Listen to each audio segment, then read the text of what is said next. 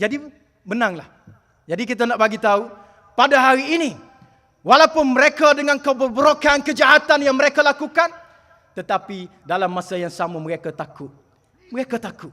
Hari ini kita yakin bila berlaku 529 ini, maka kebangkitan rakyat akan bertambah lagi. Dan pada bulan April dijangka pilihan raya presiden pada bulan April ataupun bulan Jun dijangka ikut dia tu dia nak buat bila, maka kebangkitan rakyat akan kuat, bertambah kuat, dan pengakhiran kepada umur As-Sisi. Sisi dia tak murasyah, dia tidak isi lagi borang pencalonan presiden. Sekarang ni presiden tetap Adli Mansur, Sisi masih tak isi lagi borang. Tetapi telah berlaku pengkhianatan pada hari ini bila mana sudah ada proses promosi calon, mengeluarkan poster-poster As-Sisi sebagai presiden, sedangkan Sisi sendiri belum lagi mengisi borang presiden. Ini pengkhianatan dilakukan oleh SPR Mesir bermula daripada kini. Dan dia nampak kalau pimpinan Ikhwan ini tidak dibunuh, maka demo ni akan sekat mereka. Lalu mereka terpaksa, dia kata kena bunuh.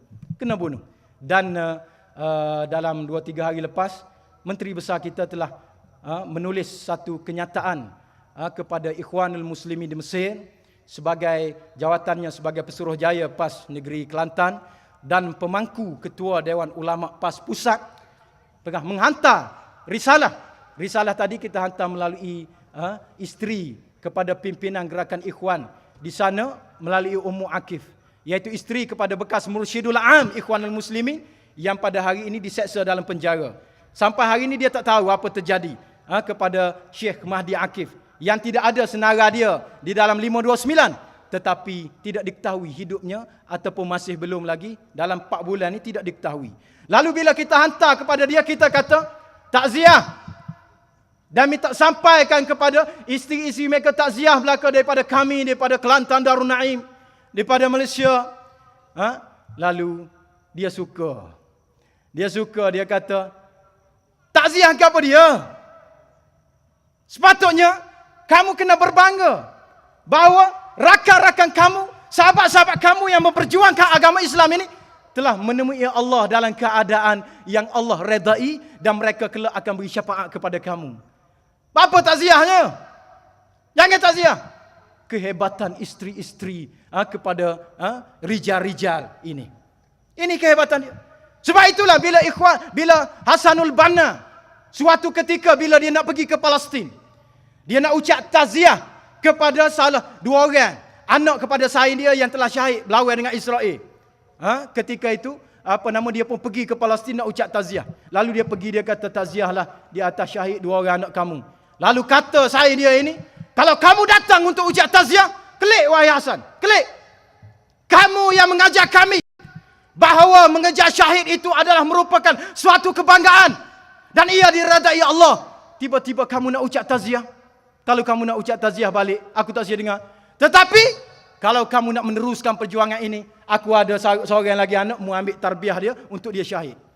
Inilah didikan tarbiyah yang telah dihasilkan oleh rijal-rijal yang kita nak lahirkan rijal-rijal ini di bumi Malaysia kita. Kalau tidak acur Malaysia kita ni.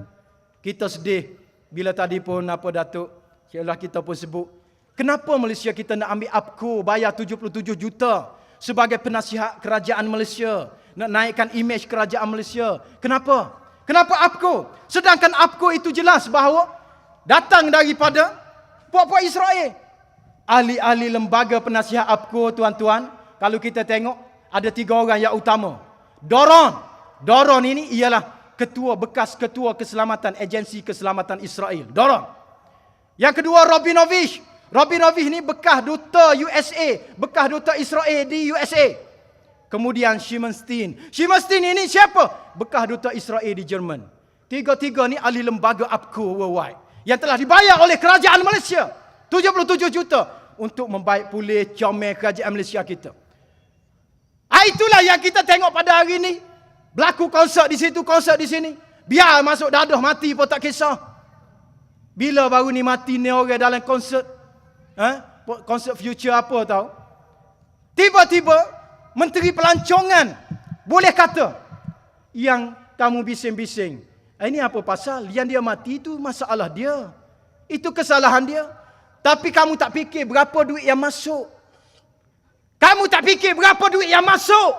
Dengan konsert yang haram, konsert yang dimurkai Allah.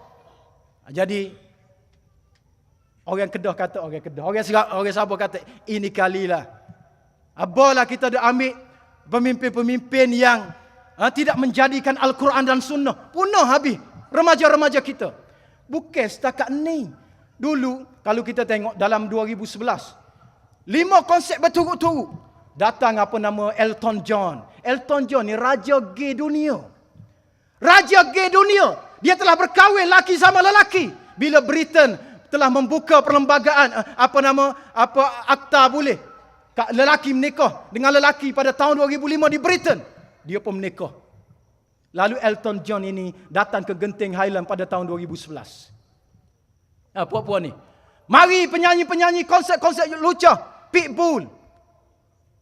Kumpulan rap Pitbull. Yang lucah. Bila dia menyanyi, bila dia menari, dia akan pegang di kepak kemaluan dia. Dan orang tino siapa bertepik, berteriak supaya masuk atu. Lalu orang tino pecah baju buai coli dia. Lepas. Kegilaan yang terlalu dahsyat.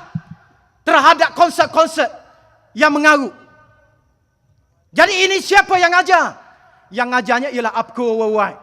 Sebab itulah kita bertegas selagi daripada kita boleh mengambil tunjuk ajar daripada Amerika, daripada APCO Israel ini, negara kita tidak akan selamat. Negara tidak akan selamat.